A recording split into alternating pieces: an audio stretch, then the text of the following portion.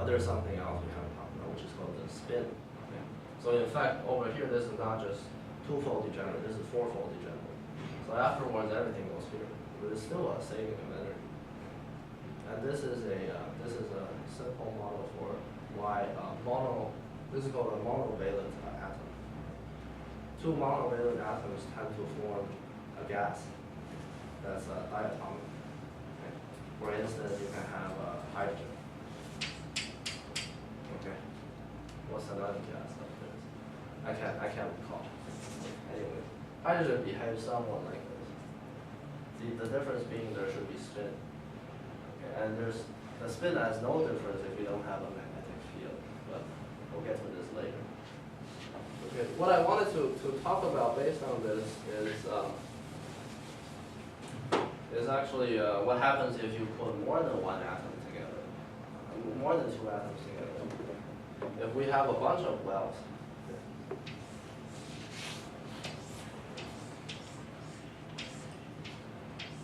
And I can't show you this mathematically because later we're going to use a different method to solve this. If I have a bunch of wells, what's going to happen is originally they were all degenerate. Okay. Afterwards, there's going to be splitting. But now the splitting works like this.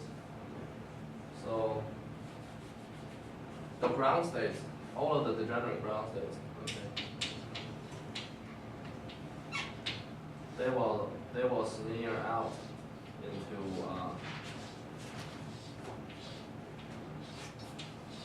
a bunch of states over here, okay? And the number of states is equal to the number of atoms you put together, okay? This is what happens for the ground state. Okay, well, the well might also have a first excited state.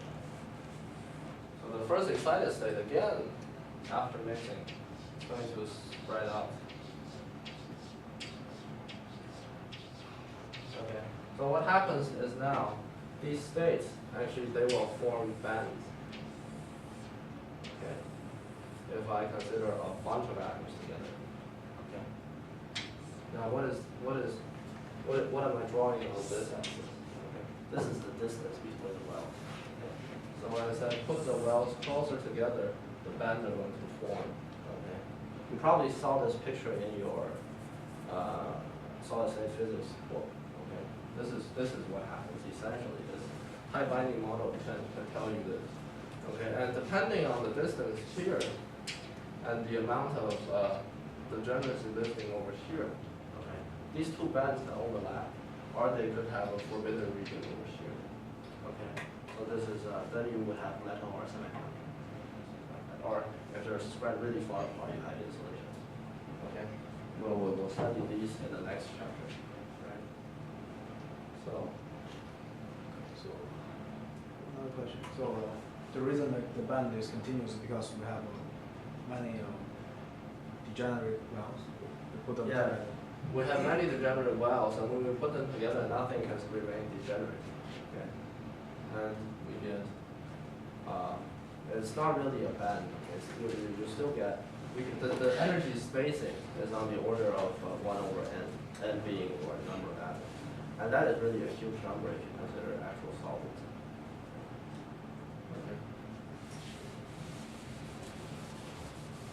So an order of magnitude estimate. Okay. So what is the density of a typical solid? What's the density of silicon per centimeters per cubic centimeter? Should be 10 to the that's per centimeter squared. This is about 21 or 20. Okay, per centimeter cubed. Okay, so if I had an atomic chain, and per centimeter, I'm going to have about 10 to the 7th atoms. Okay.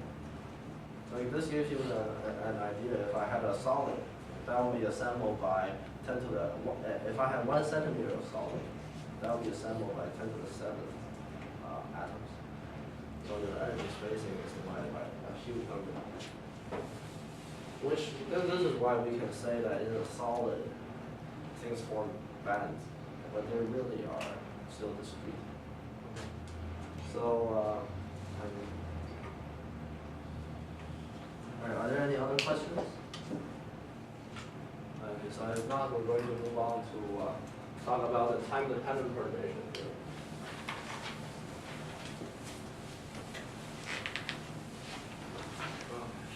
So I skipped something in the lecture notes, which is the variational principle. That variational principle is a mathematical technique, and it's still useful even today. Okay, but there's not much physics in it. So we have already seen that for given an arbitrary potential well, okay, so long as the outside are less than, the outside is close to 0, there should be a bound state. You have already seen that. So there's not much physics to be learned from the variational principle. So I'm going to assign it as a reading by yourself.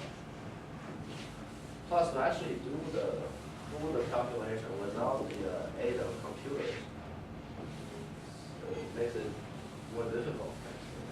It's not that easy to calculate.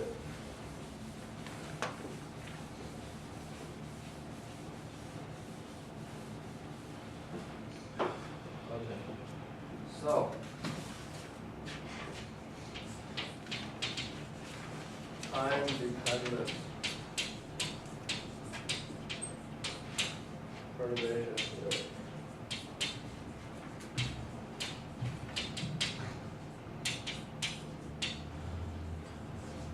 Okay. So far, although we have considered time evolution, okay, but so far we have considered a Hamiltonian that was not explicitly dependent on time. Today we're going to study a Hamiltonian that has this form. Okay.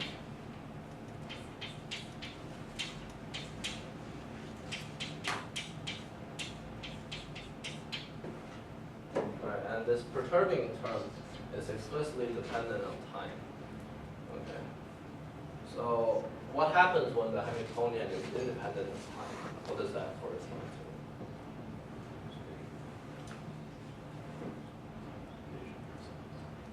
No. You can still have non-stationary states when the Hamiltonian is independent of time. Just superpose it. So no, this doesn't necessarily have to do with degeneracy. So it means that the system is closed. I'm counting for all of the energies where it goes and so on.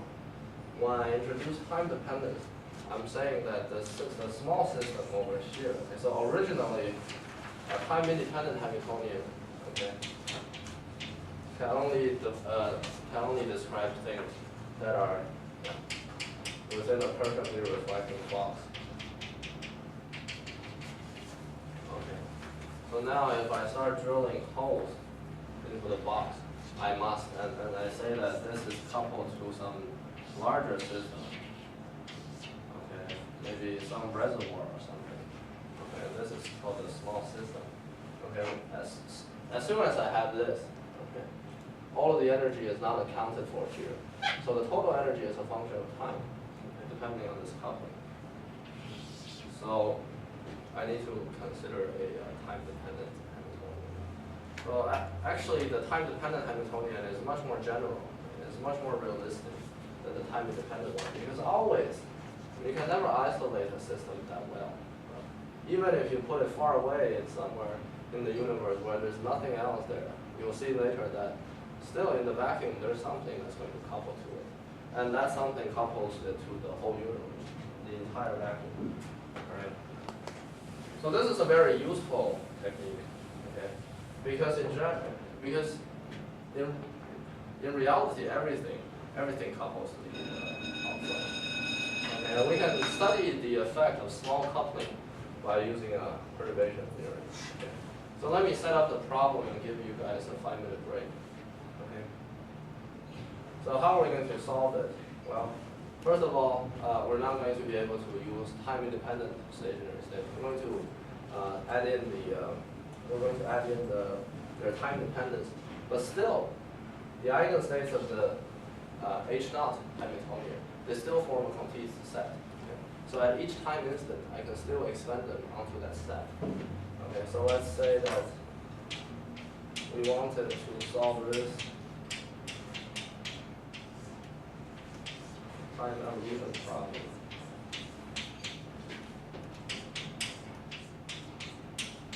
Okay. The first thing we can do is, well, let's expand phi onto a complete basis. Let's use 10. Now the expansion coefficient, because phi is dependent on time. Let me label it.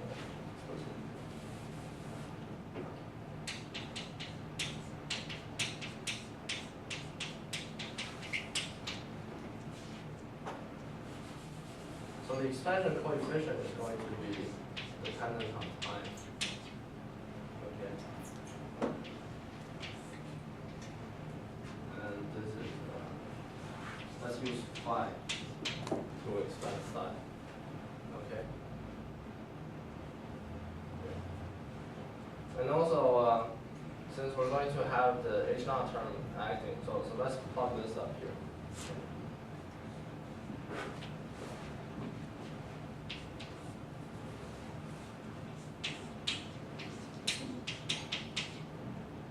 When H naught sees this, what's going to happen? It's going to put a energy eigenvalue. When you define your fees of n properly, right? I'm You sorry. haven't defined your fees of n. Okay, I haven't defined fees of n yet. Okay. And also, this is the wrong equation to use, I'm sorry. So let me say that fees of n is such that H naught fees of n is equal to fees of n. Okay, and because we're studying a time dependent, And using fees of sorry. n. and because we're studying a time dependent problem, we should use the time dependent equation. So this is I bar c. Right. Yeah, this makes more sense. Okay. Alright, so now I'm going to expand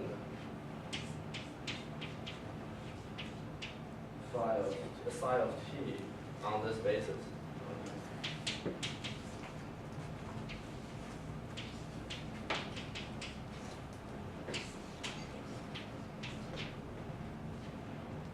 Okay. And it's actually easier because we know how these things evolve in time, right? They're going to evolve in time by the factor e to the minus I e n t over h bar. Okay. So in hindsight, it's easier if we explicitly know that factor. Okay. Because the an of the expansion coefficient an of t, okay, this is quite different. This has a different physical meaning than how these states evolve naturally. So let me explicitly write that out as well.